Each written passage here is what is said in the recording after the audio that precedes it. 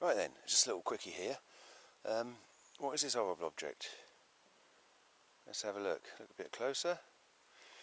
Let me get with some slightly different light on it. Looks like an alien's head. There you go. Now this is a very sad giant puffball. I was a bit annoyed by this because you can have good years and bad years for puffballs. They're not a really reliable mushroom, but they are delicious if you get them just right. Not quite ripe is perfect. You get loads of mushroom.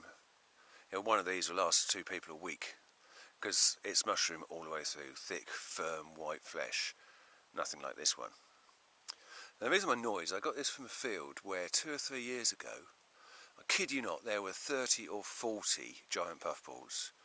So we helped ourselves to a couple and thought, brilliant, you know, because as I say, they're hit and miss. They don't regularly come up.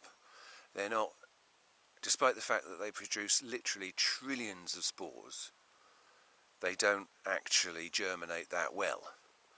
So if you find one like this, ideally, anyway, to get back to the story, and then we'll talk about it later. Right, so field, 30 or 40 giant puffballs.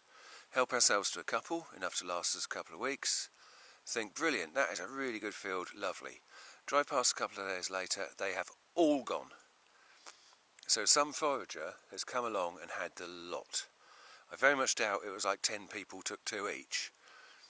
The whole lot had gone.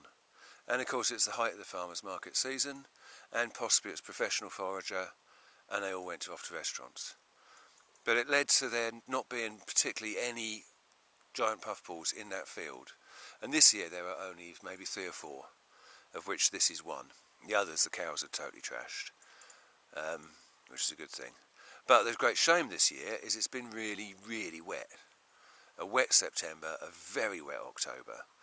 So this guy, when he goes over, should be sat there, basically dry. Then this skin breaks, as you can see. It's a really thick skin when he's fresh. And then underneath, you've got that weird, it's like foam. There you go. Gross.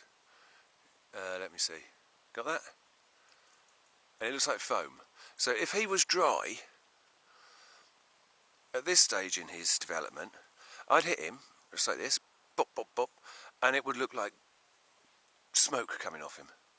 Just puffing out millions, literally trillions of spores. Apparently this guy is one of the most fertile, like as in productive, of all the plants on the planet.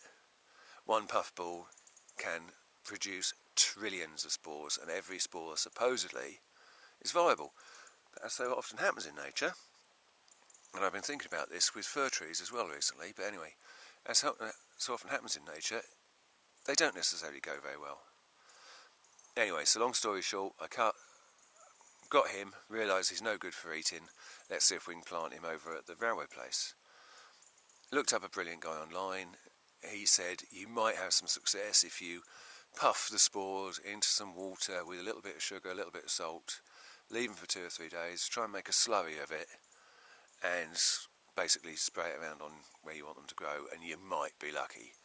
This guy's so wet, there's no way I'm going to be able to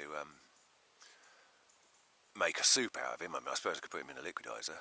So I think what I'm going to do is I'm just going to get the spade and I'm just going to chop him up and hope that some of those spores are viable and they get somewhere. I mean, when they're dry and they've done their puffy bit, it must then rain.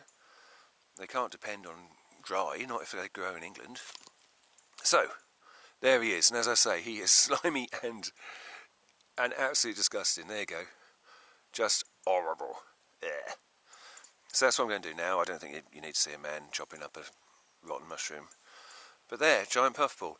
If you do come across one that's gone over and it's dry, the best thing you can do for him is kick him around a bit.